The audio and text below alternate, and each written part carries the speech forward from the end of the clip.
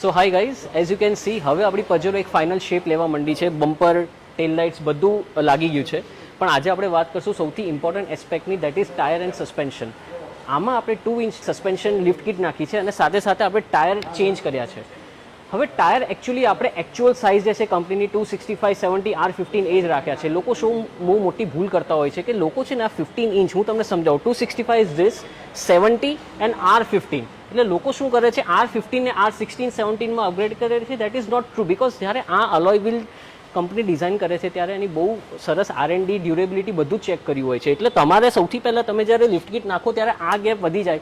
આ ગેપને ફૂલફિલ કરવા માટે તમારે રિમ સાઇઝ મોટી કરવાની જરૂર નથી. તમે ટાયર પ્રોફાઇલ મોટી કરી શકો, જેનાથી તમારું રાઇડિંગ કમ્ફર્ટ બનેલું રહેશે. અને સૌથી મોટી અગત્યની વસ્તુ છે તમારું સેફટી બનેલી રહેશે. એન્ડ યસ, આપણે 80 ટાયર નાખે છે, it is all terrain tyre. એટલે તમને હાઈવે રાઇડિંગ અને ઓફરોડિંગમાં બેઉમાં તમને બહુ કમ્ફર્ટેબલી તમે આરામથી ચલાવી શકશો. So ya, this is it. Almost હવે ગાડી કમ્પ્લીટ થવા આવી છે. And stay tune for the next video. Thank you very much. By.